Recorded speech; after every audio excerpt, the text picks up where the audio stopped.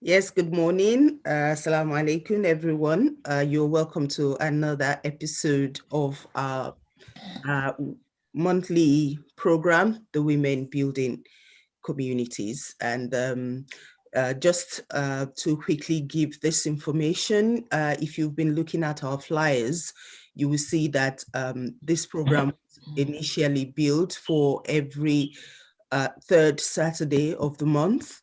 But subsequently, we will be, and of course, today is the last Saturday of the month. So from January and from now on, and of course, from January, the WBC show will now be every last Saturday of the month or fourth Saturday of the month if there are 5 Saturdays in any month. So we hope you still make the time to join us. And as you're here with us now, please share the link, invite your family and friends to join the show. And we really want you to be part of the discussion. So when we get to the audience participation section or segment of the show, please feel free to raise your hand and raise any issue on the topic of discussion today. I have my regular colleagues and panelists in the house. If you please introduce yourself. We're still waiting for one person. Hopefully she'll be able to join us soon. Please go on, introduce yourselves. Assalamu alaikum warahmatullahi wabarakatuh. My name is Railu Mustafa Tiamiu. Welcome on our show.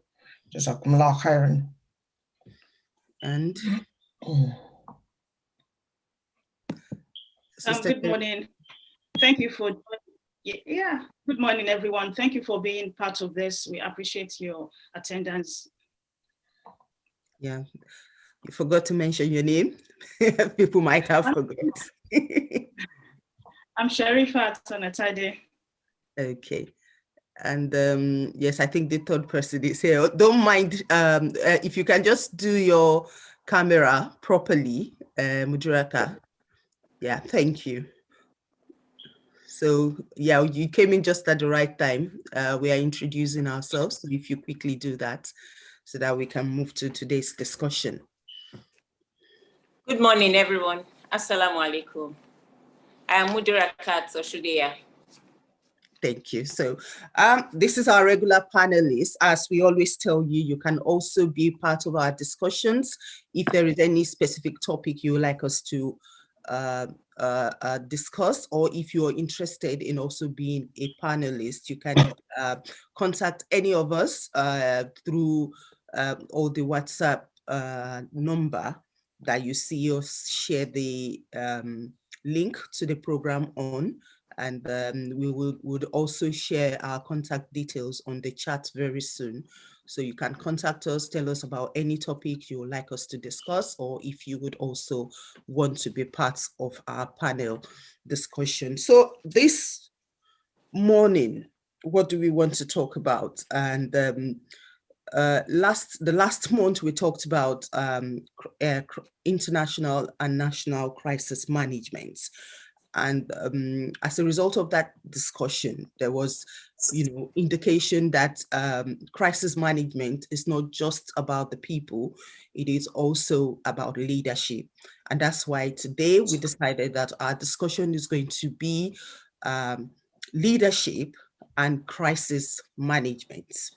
And I found it really, I was really very happy that we decided to have this discussion today, because just yesterday night I was listening to the news, and I saw that, the recent discussion everywhere in the world, or in countries that are the most international countries that are being affected by the COVID-19, the latest discussion is about the vaccine and the way everybody perceive whether it's good to take it or not good to take it. And I was really, I found it really interesting that yesterday in the news, there was an attempt to show leadership about the vaccine. I saw that the president of the United States, allowed himself to be filmed when, while taking the vaccine, on here. That's the president-elect Joe Biden, not the president. You sure he's not going to take it? And then there is also the vice president, Mike Pence of the United States. He also did. And I could see that there were a lot of other known personalities, trying to take, there is a confirmation that the former President Obama and a lot of other well-known leaders are volunteering to be filmed while taking the vaccine. I've not seen any woman though. I've not seen any woman leader, but it's also very, very recent. So I just thought I would talk about this because we are talking leadership and we are talking crisis management. So I will start off by inviting the panelists all to give maybe a general introduction on what they perceive to be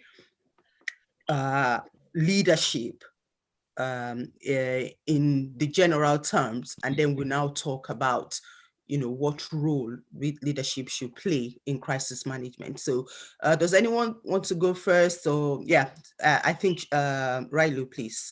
If you were to talk about leadership in general terms. Okay, if I want to talk about leadership, I'm just going to state it from one of the hadiths of the Prophet, what he said about responsibility, because leadership is all about responsibility. And the hadith was narrated by Abdullah ibn Umar, who reported that the Prophet said, "Every one of you is a shepherd and is responsible for his flocks. The leader of a people is a guardian and is responsible for his subject. A man is a guardian of his family and he's responsible for them. A woman is a guardian of her husband's home and his children, and she's responsible for them. The servant of a man is a guardian of his property, of the property of his master, and is responsible for it. No doubt every one of you is a shepherd and is responsible for his flocks." So what that means, and what I understand, is that every single person, because when we talk about leadership, we always have this idea of this vision of someone who is high up there, who is leading, who is on the board, maybe the prime minister or the president or the CEO. And those are the people we consider as to be leader. But from this hadith, you can find out that every single one of us, it doesn't matter who you are, be you the highest person on the land or be you the lowest man that is serving, every one of us are in a position of leadership, and we should take care, proper care, because we will be accountable of the things that we are put in charge with. Another thing that I want to mention about leadership from the perspective of Islam, and that is how I look at it, is that leadership is an act of ibadah, is an act of worship. So this idea of me being a leader and I'm the king and all of everyone is a very distorted idea. It is the fact that leadership, like we said here, is a responsibility, and Allah will ask you for it. So whatever position you find yourself, see it as a worship and serve the people. It is for you to serve and take care of your people, rather than what we see today. A leader is being served. A leader is the one who is in the high position and people are bowing and coming to his services. Rather, what Islam says is that as a leader, you're supposed to take care of, you're the caretaker, you are the guardian of the people who are who you are in charge of. Whether you're the king or the leader of the city, whether you're a husband or a father, or whether you're the mother or a wife, whether you're the servants, the gatesman, the doorkeeper, the secretary, every position that you are in a state of leadership, and we should take care and really get that responsibility, because we will also account for it. Yeah, thank you very much for that very succinct and clear explanation. However, there is something you said there about the fact that we are all leaders. So whether wherever you find yourself, you are a leader. Now, if we just oppose that to the fact that there is in Islam, which you referred to, there is also I think there's an hadith that says something about whenever you are 2 or 3, you should have somebody like an amir or somebody leading you, and the fact that you have to do shura to select certain people to lead when you have a lot of people and all those kind of, and also everywhere around the world, in all the countries of the world, there are all people that are either elected, selected, nominated to actually lead or to be in certain position. I'll come to you, Sharifa. Now, so how do we distinguish between, you know, this kind of understanding of leadership, where we say we are all leaders, and where we now say, okay, certain people are selected or elected to be given responsibility? How do we try to distinguish between this kind of understanding of leadership? Do you want me to go ahead with that? I think Sharifa should come in there. We can't thank hear you, Sharifa. I think it's... Hello? Go on, Sharifa. Yeah, as Riley said, it's about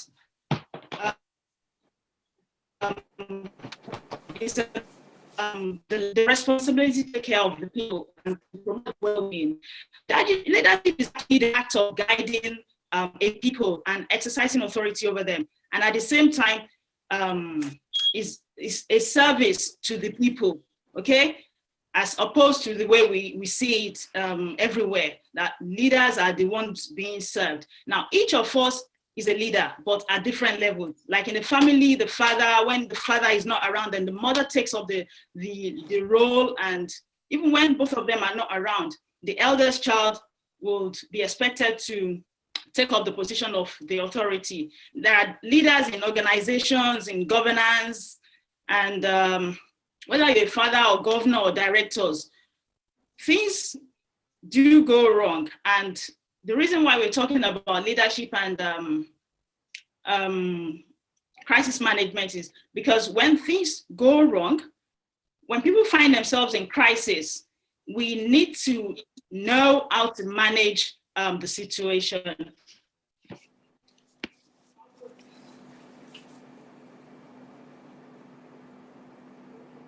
Hello?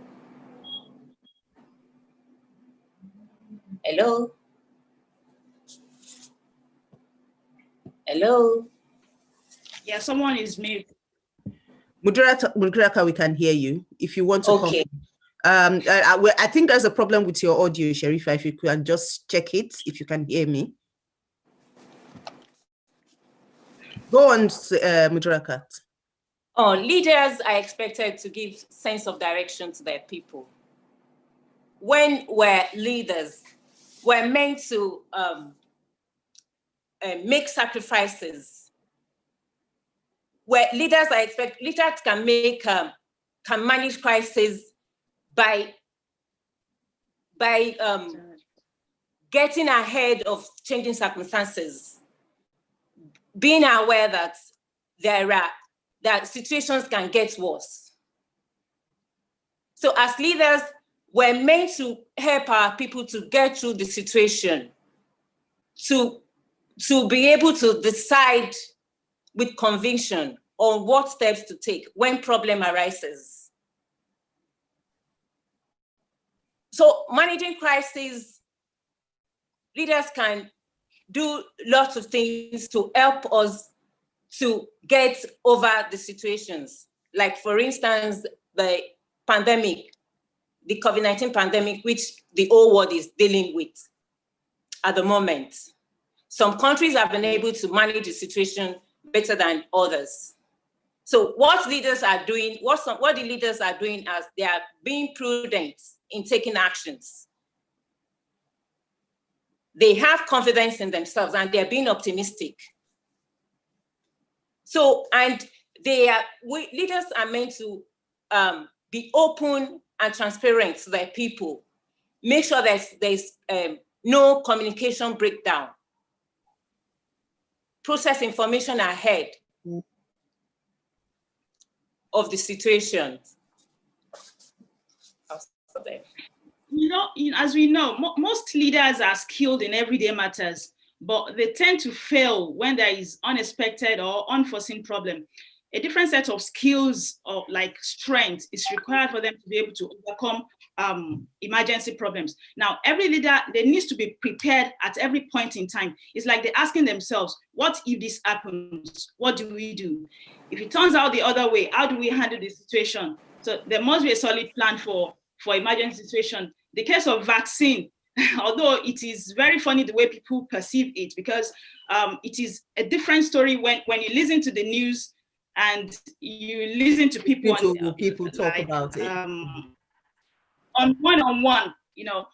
The government relies so much on it, like it's going to save the world. But when people don't believe in it at all. But well, it's up to individual to decide whether they're going to go for it or not.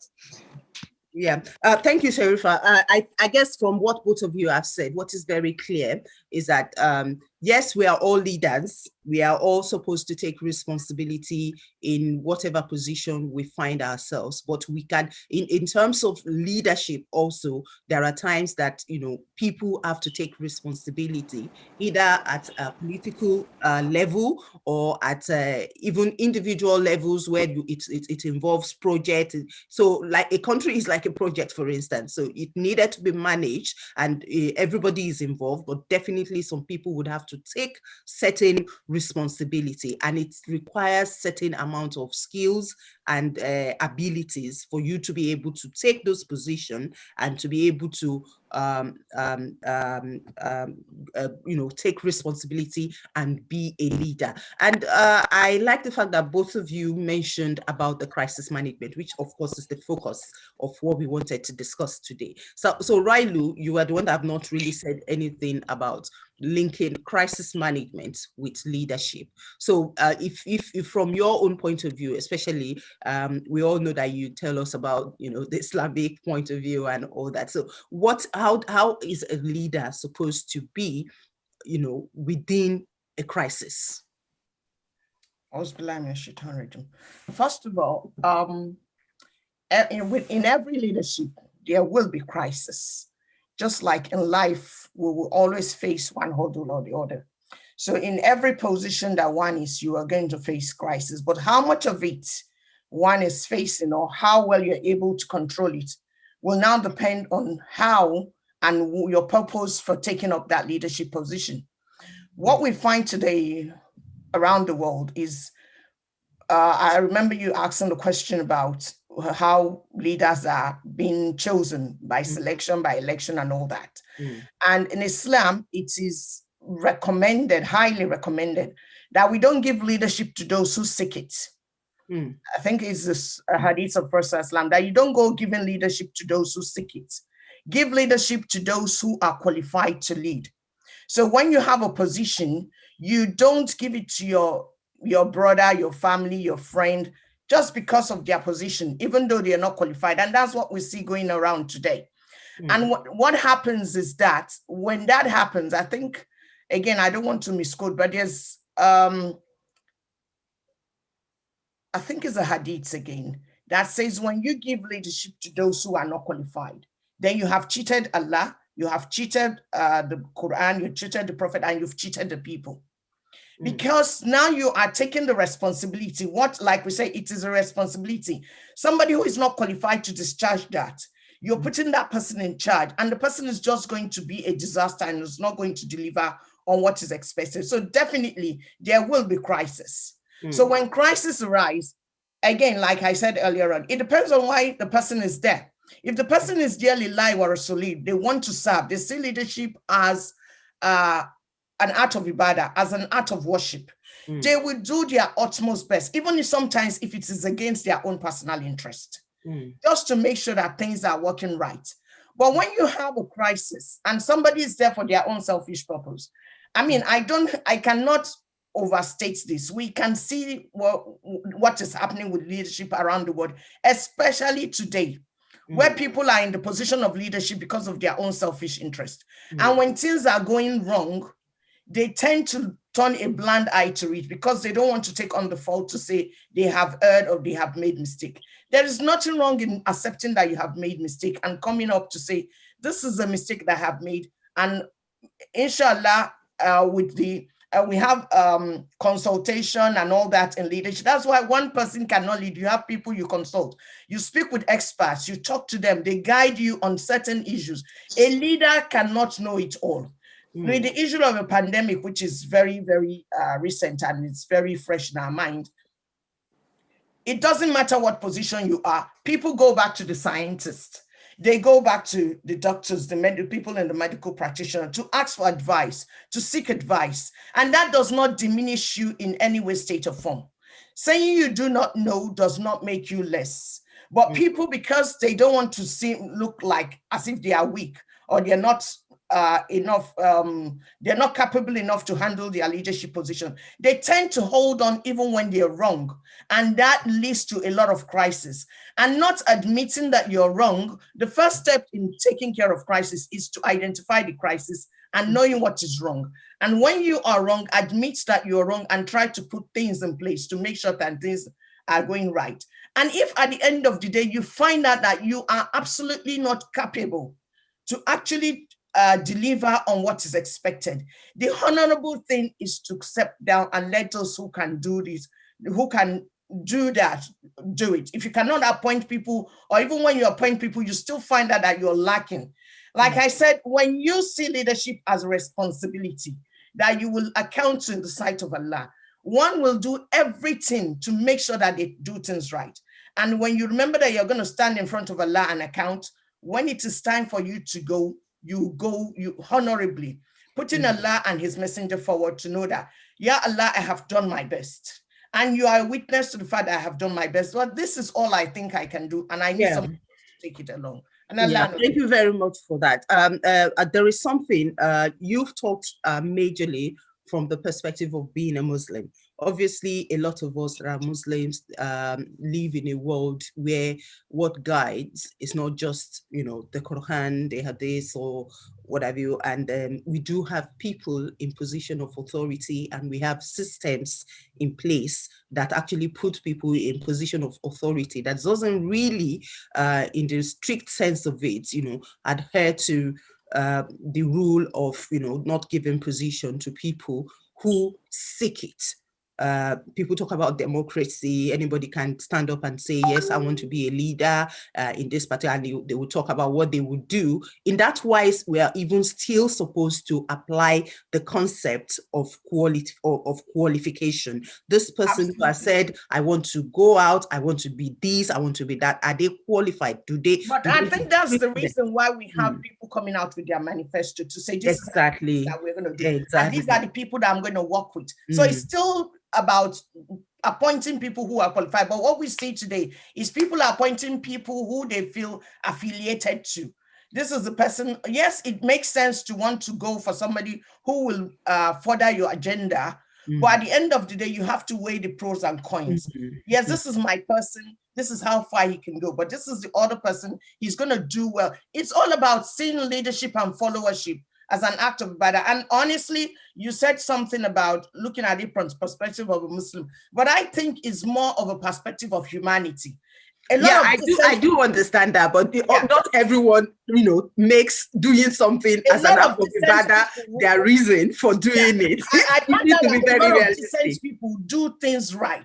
And the whole thing about Islam is doing things right. Yeah. I think we'll go to Sharifa now. We are talking about crisis management, and we all know about, this pandemic, the crisis that has happened in Nigeria, the Black Lives Matter, a lot of, different type of international crisis. Are there examples that we can people can actually learn from, leaders can learn from, of situations where there has been crisis and they've been well managed, and there's been a quality leadership in managing the crisis. Are there examples that we can see, in this our lifetimes or maybe previously, that we can learn from? Sharifa, if you come in there, please. There are numerous examples that we can look into, but we're going to mention maybe some of them. Let's look at the way America, well, we can mention countries. Let's look at the way some countries, responded to the COVID-19 outbreak. The way America responded is very different from the way Taiwan and Singapore did. If you go and look at the analysis of how many deaths, the rates at which people are contracting the disease and all of that, the levels of alertness and how they perceive the problem are different. Some countries took quick actions to solve the problem as they arise, and some left it until it escalated. Singapore has one of the lowest number of COVID-19 related deaths, less than 100, even maybe less than 50.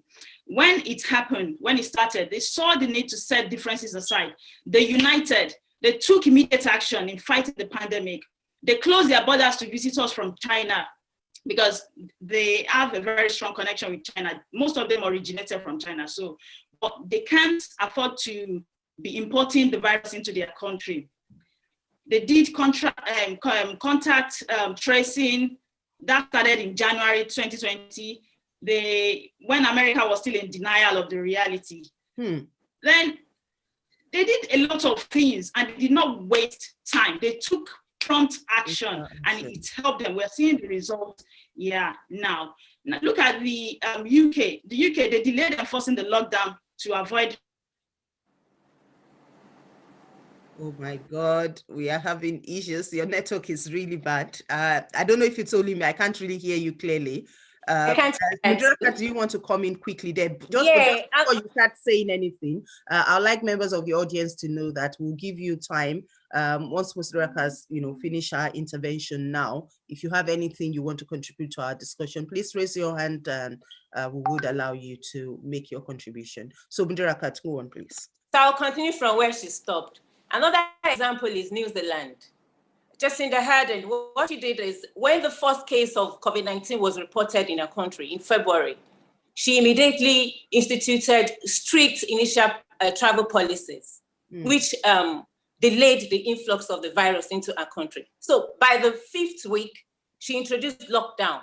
By the 7th week, she introduced a complete stay-home order in order to prevent the spread, to control the spread of the virus. And by June, there was no any new case of the virus. And at the moment, they only have 24 new cases. The same thing in Taiwan. All she is doing, their president is doing is she is taking prudent actions. And she introduced rapid response systems. Then she introduced a system whereby there's a strong state-society relations which gives room to people which gives room for openness and transparency. And she's also collaborating with expertise so that they'll be able to control the spread of the virus. And now they have less than 1,000 cases of the COVID-19 in Taiwan. And just 7 death cases. Yeah, I would like to jump in there. I know you have another example, but I would like to jump in there. I want to problematize this a bit. Or maybe I want to be a little controversial.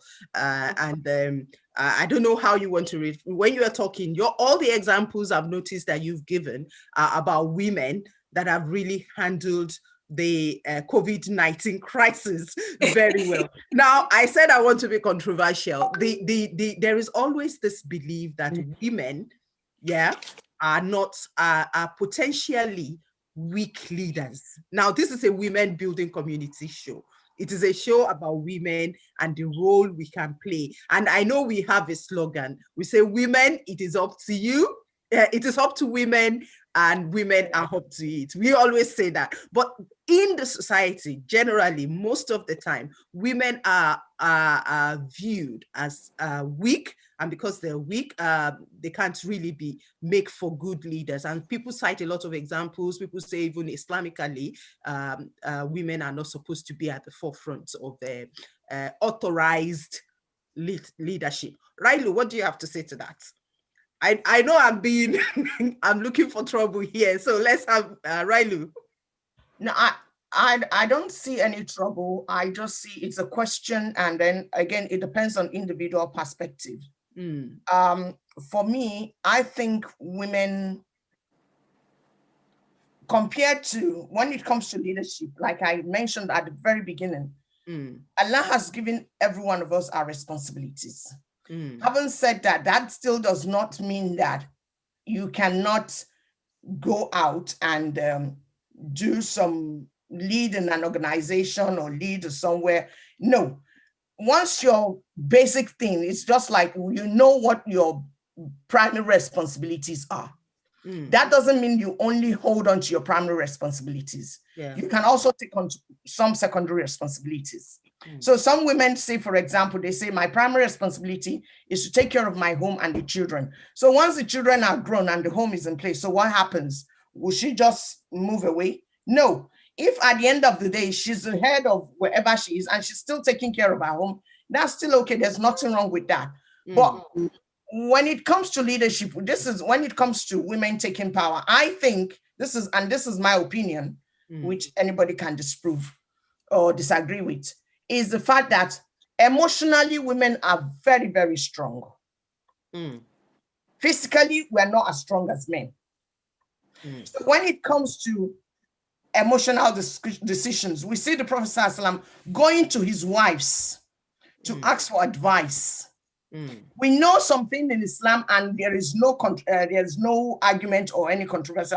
A woman cannot be an imam over the man. It is not part of our religion, and there's no civilization that will change that. That is written in stone. If you have a group of women who wants to pray, a woman can lead them in prayer. But if you have a group of women and men, a woman cannot come out and lead men. We didn't see that in the time of Prophet ﷺ, nor in the time of his followers. So that is written in stone, and that cannot change. If you try to change that, then you're doing something else. That is an innovation. But we also saw Go on. We also saw that in the time of the Prophet ﷺ, when the Prophet ﷺ was in the battlefield, there were women with him. There was this woman, which I cannot remember her name. She was also in front, shielding the Prophet ﷺ with her body, and she was fighting. So she was a woman, and she took responsibility. So when it comes to leadership, it depends on how you understand what you're doing and how you understand it, the interpretation. Like Sister Mudrakat mentioned rightly, we've saw the women in this time of this COVID era. It seems as if the women who are leaders have done a lot more than other leaders of the world, and Allah knows best. But that is my position. It depends on how you want to interpret it, whether it is controversial. If you want to make it controversial, well, it depends on how No, not you. When I say you, I don't mean you. I don't mean you. I mean, I understand. I generally, understand. I'm just saying, like, this is. I agree with your question, which is what people ask. And for me, there are some things when it comes to Islam, there are some things that are written in stone, and this we cannot cross. And there are other things that are opened. So with the thing of leadership, women being a leader, yes, I know that a woman cannot lead men when it comes to Salat. Being a political leader, an authorized leader. An authorized leader in a country, wallahi, I don't have a specific answer to that.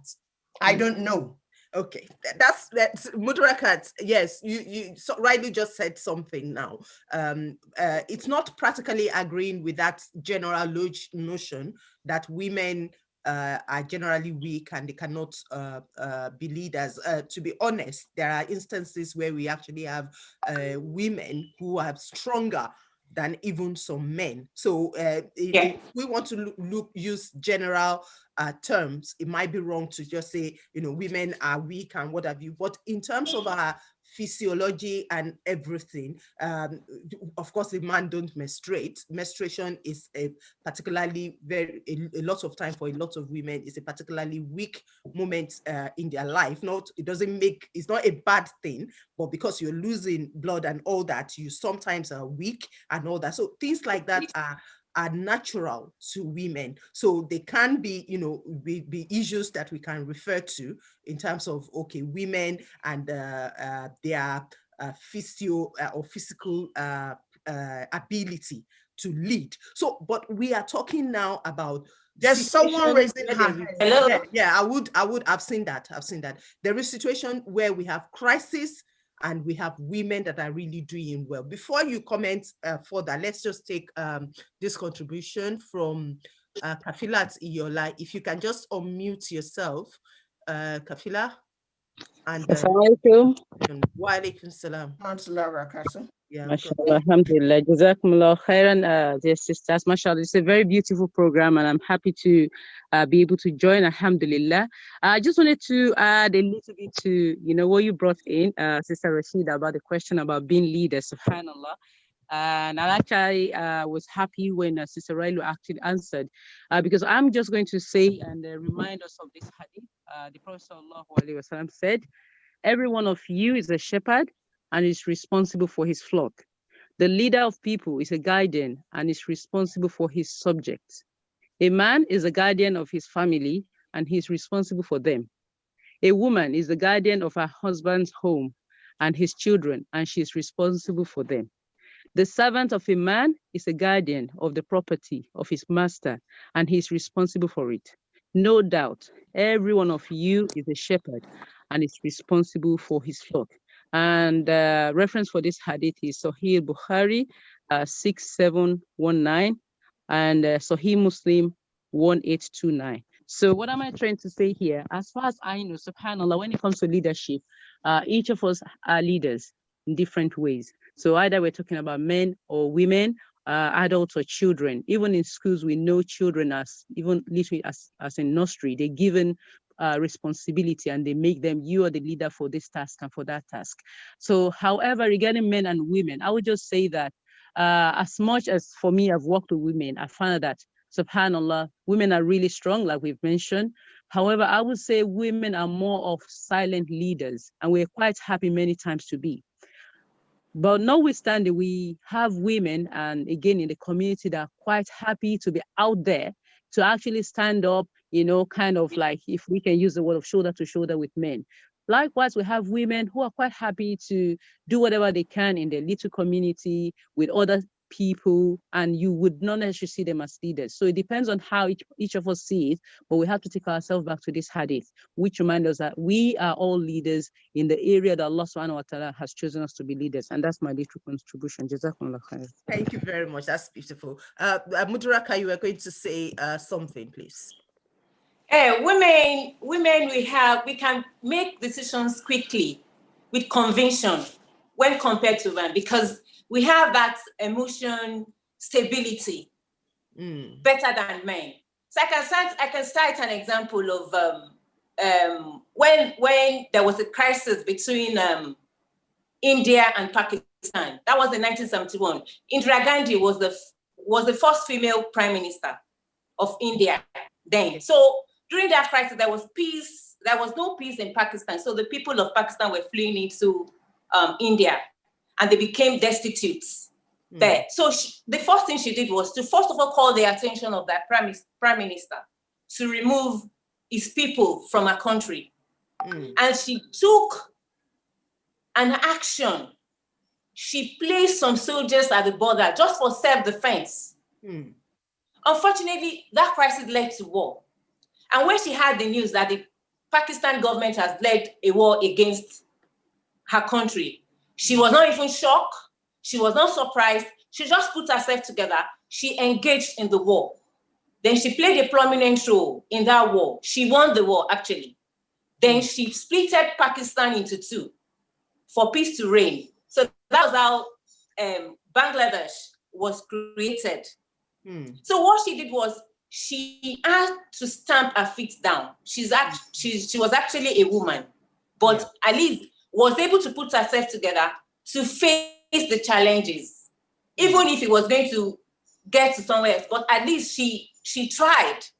She made that effort. So she encouraged her people to get through that situation. And fortunately for them, there was peace at the end. Yeah, that's a very interesting example that you have given. And I think it's going to now lead me to talk about the effect of leadership on each and every one of us, because everything we do, influence who we are. And it sometimes shape who we are. I've heard people talk about the fact that when women take authorized leadership, or leadership that requires them to actually be in the public glare, or to be the ones, leading on things like you just gave the example of a very dangerous crisis situation of war, and where this woman was able to put down her feet and all that. But people say that being in leadership, especially during crisis, that women become very vicious. It's like the natural gentleness that is associated with women, becomes altered once they get into position of leadership. What do you say to this? And is it true at all, in your views, all of you? I think I'll come to Raido. And if it's true or it's not true, when you get to a position of leadership and you need to make difficult situation, how do you balance to ensure that you still have that humanity? You need to make difficult the situation, but you still need to be you. Yeah. I was blaming Shaitan Rajim.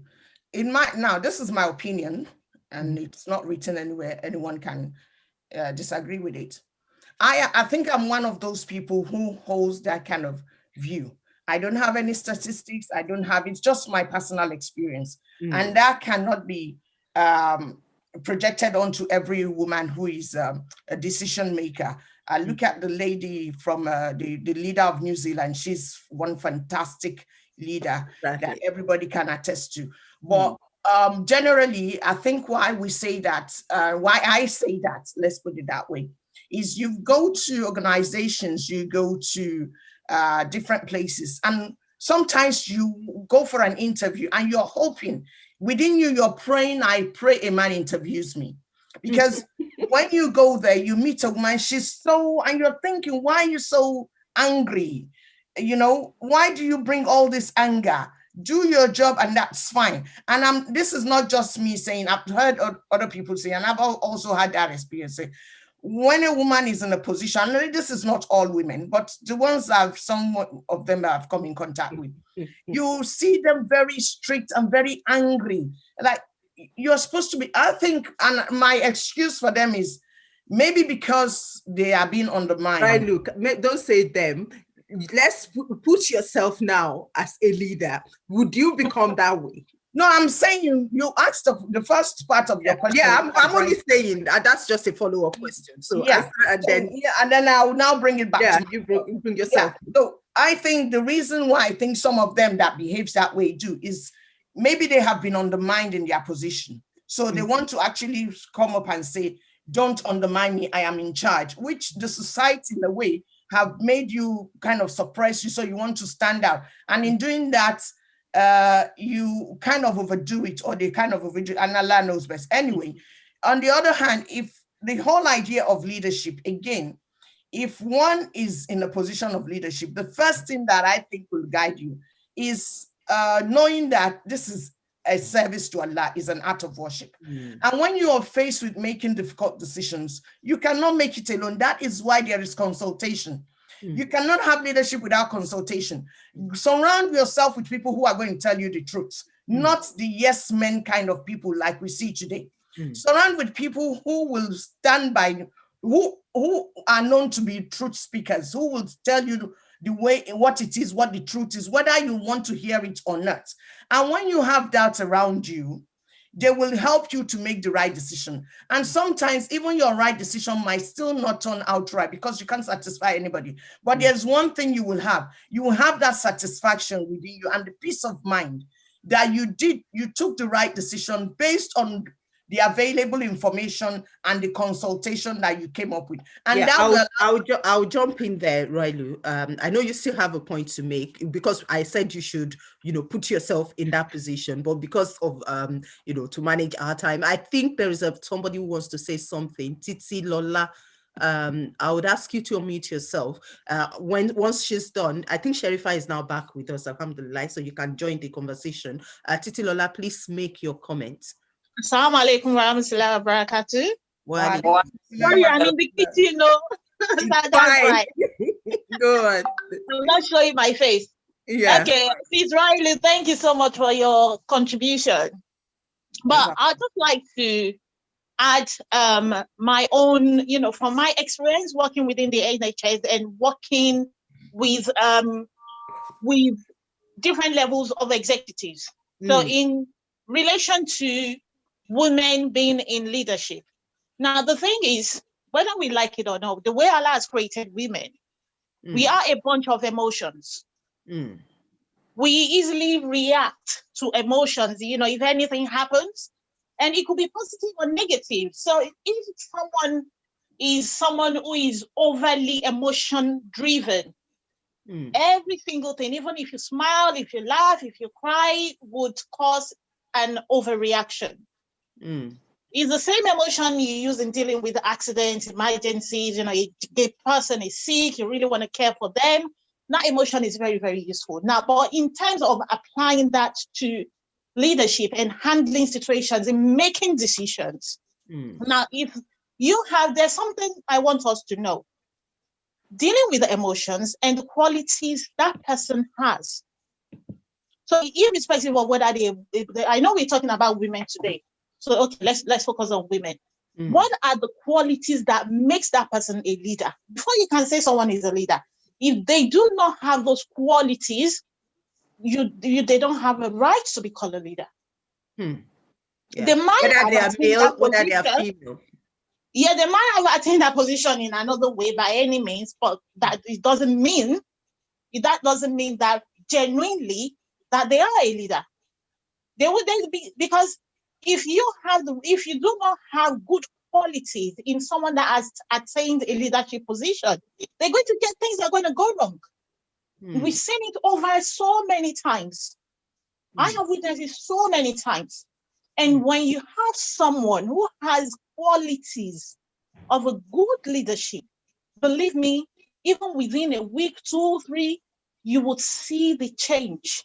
You would see that effect in them. So that's the perspective we want us to look at it. And one thing that has worked for me so far, because like I said, alhamdulillah, Allah has exposed me within my position in such that I deal with leaders a lot, every day. You face criticisms every day. Criticism, is next to my nature.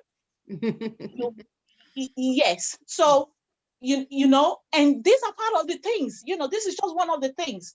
Being able to face criticism, being able to work under pressure, being able to still maintain, being just, being able to make decisions without bias, irrespective of who, your age, gender, the person in front of you.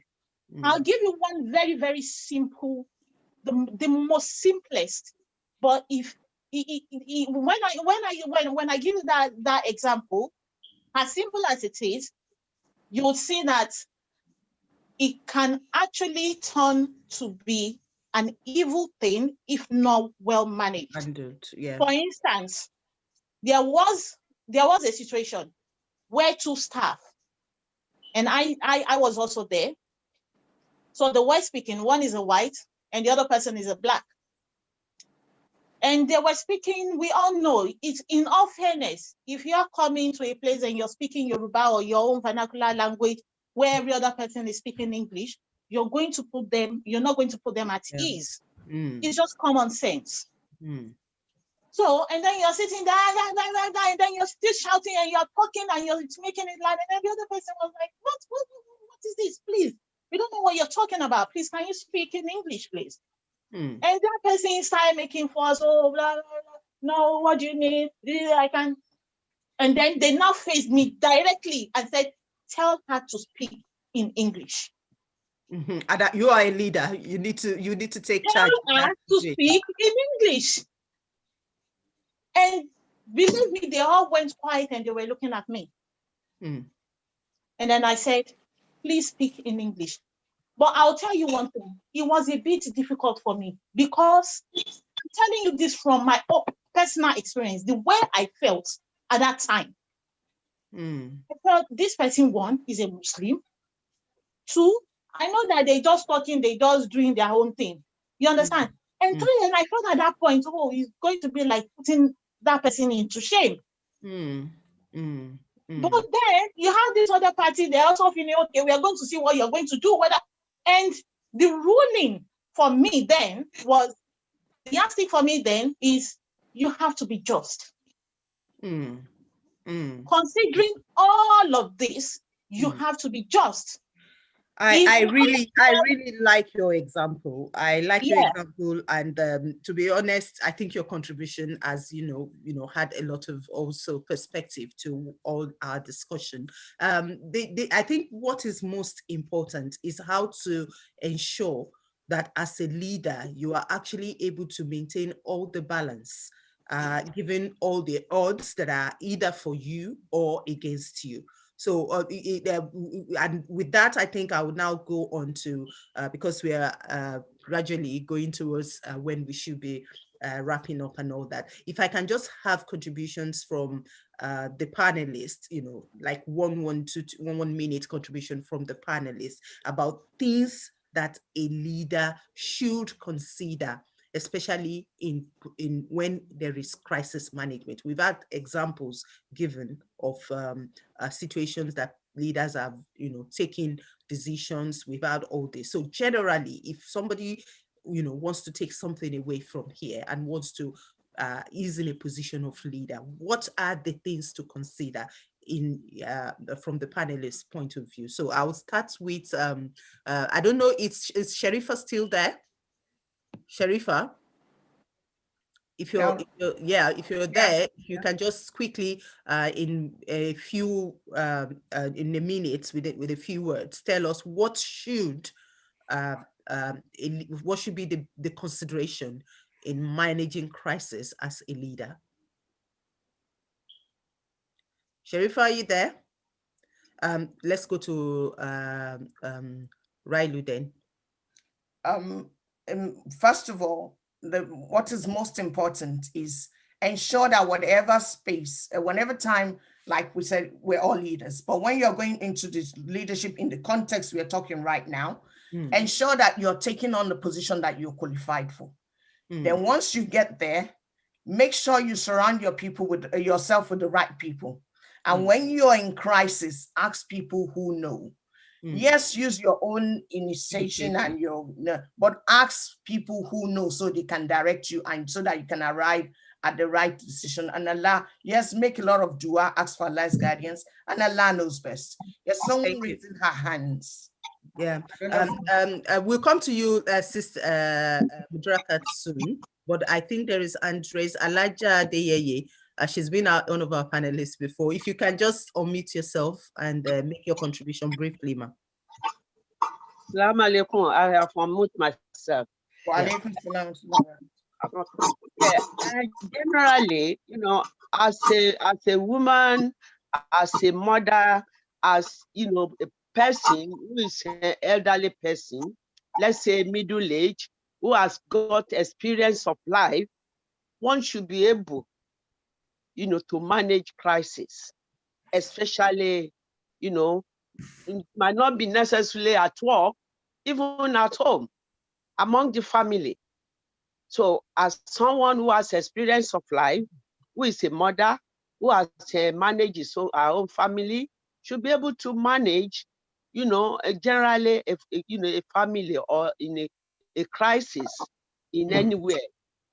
That's my so what you are saying is that because women, do all these things, they are Yeah, natural. we are all leaders. rounder. That's what We I are all can rounder. perceive from what you have said. Thank you very much for that contribution. And before I go on to Mudura Kat again, I think I have some comments here. I'll just read them out. I'm sure people can. I'm not sure if people can see. There's somebody who says most times true. That is, it is most time true that women lose the gentleness and softness that they have, and as this could be because we are trying so hard to justify, why as a woman we are suitable for particular position. Also, there is a contribution here that says a balance is key in everything. And then there is another contribution that says leadership is all about complex decision making. And I believe because women are generally very emotional, we often get startled in this aspect. I think it's the reason, and I think that is the reason why we see more men than women in leadership position. Well, I guess that's something that can be discussed. There is Titi. Titi, quickly make your contribution, and then we'll go to Sharifa for Sharifa and Mudura Kat. Salaam alaikum. Wa alaikum salam. Yeah, I just want to quickly talk about the crisis bay.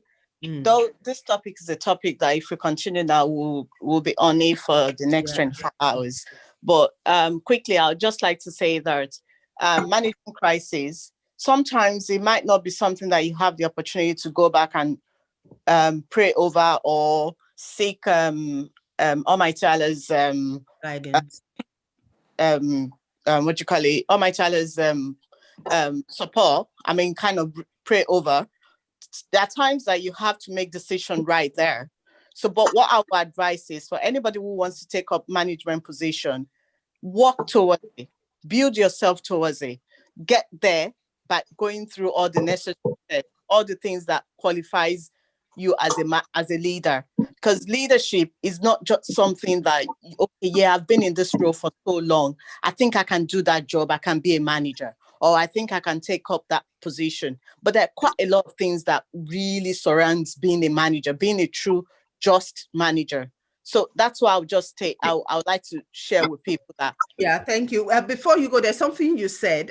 That's this me personally sharing, my tip on how to manage in such situation. I believe there is no situation that is either too sudden to actually seek Allah's guidance. Even by saying Bismillah, even by saying please Allah, you instantly there you need to make a decision.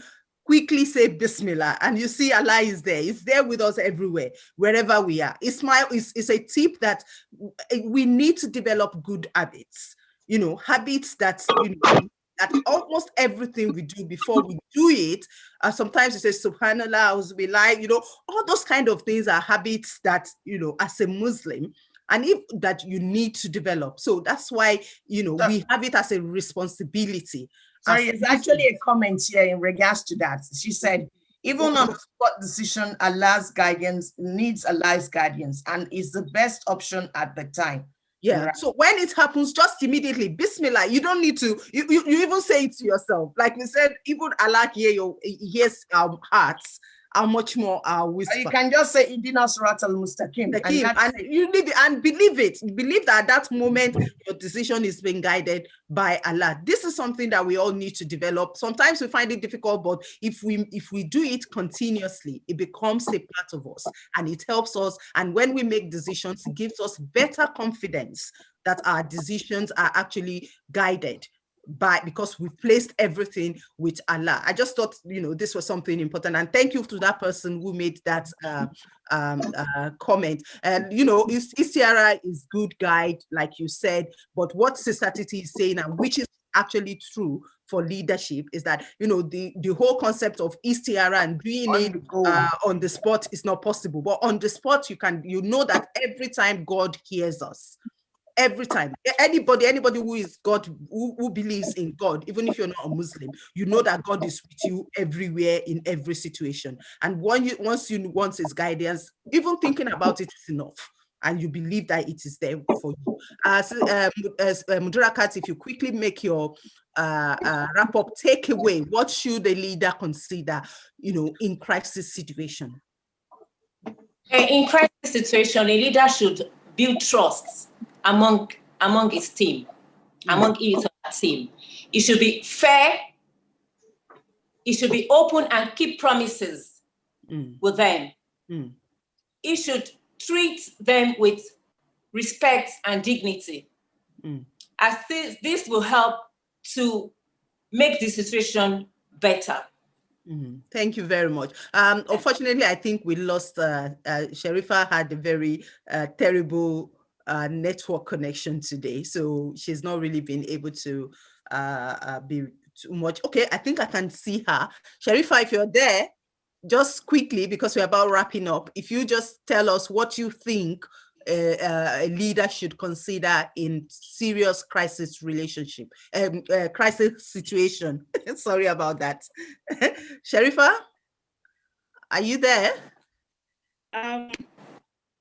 Yes, my internet has failed me today. I know.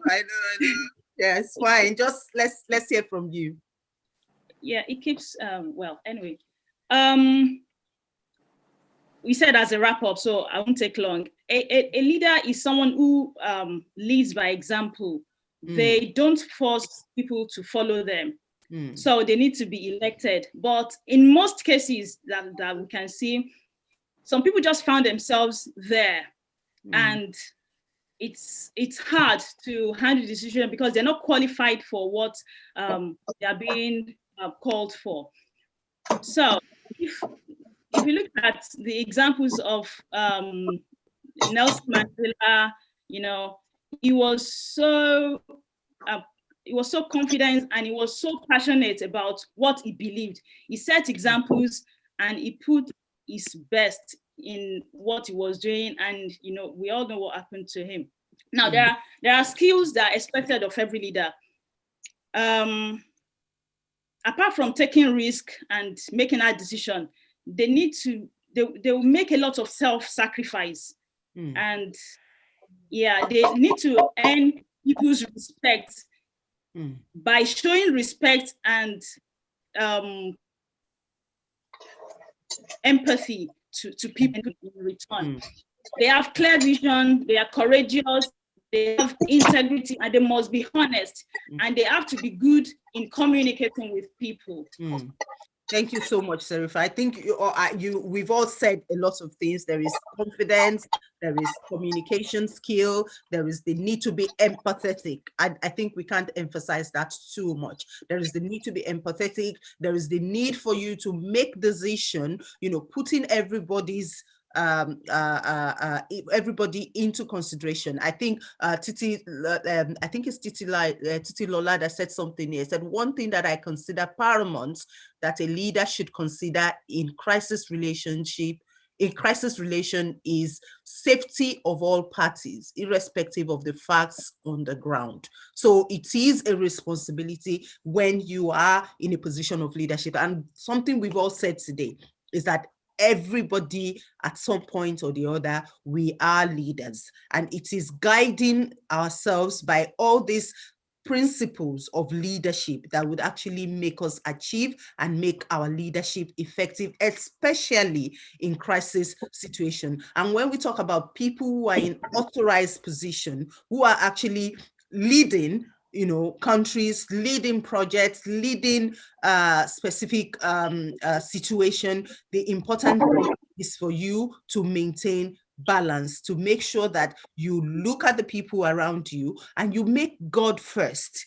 That's something we all need to. God, please always have God at your subconscious, so that every time you need to make your decision, there is that level of confidence that, yes, I've put this in the sight of the Most High, and at the same time, I've put every other thing into consideration. And like they said, if you're not qualified, don't apply.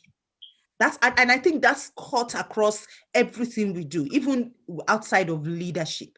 if you know you are not qualified, or if you know you are not ready to do what it takes to qualify, then don't apply, so that you don't put other people at risk. People who take leadership take it to be responsible, and being responsible means that you put people into consideration and you consider them. You don't put your own selfish interest of, oh, I just want to be known as a leader, I just want to be there as a leader, so that, you know, whatever it is that comes as a result of that, it's mine. It's about, are you putting people at risk? Don't put people at risk. Be a good leader, be responsible. And I guess that is all that we'll be able to take today. We've slightly run over because we also started a bit late. We are going to be here again next month. Like I said to you, it will be the 4th Saturday of every month that will be here, 10 o'clock. It's so nice to have all of you participating in the show today. Those of you that joined on Zoom, please, please, please, when you see our links, share it with your family and friends. Let them join in this discussion. Although it's the Women Building Communities show, we are actually open to other people, whether they are men or women, to attend and be part of the discussion, because women don't exist in isolation. But what we do on this show is to talk about women, to talk about our contribution, the weaknesses, the challenges we faced, and all that. And the whole essence of it is because we know that women are strong, and that women are up to whatever challenge, and that we are actually leaders in everything we do, whether it is at our home, whether it is, you know, wherever we find ourselves. And until next month, when we're going to come to you with another discussion on something that is related to women and to everybody, and that is related to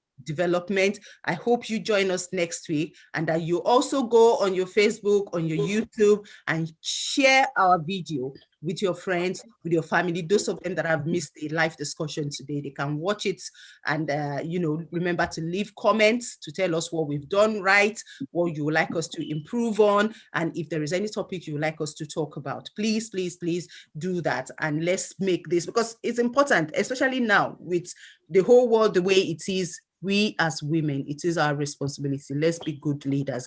Until we see next month, this is from me saying, Assalamu alaikum, take care of yourself, and do have a peaceful rest of the month until we meet next month. Thank you, everyone.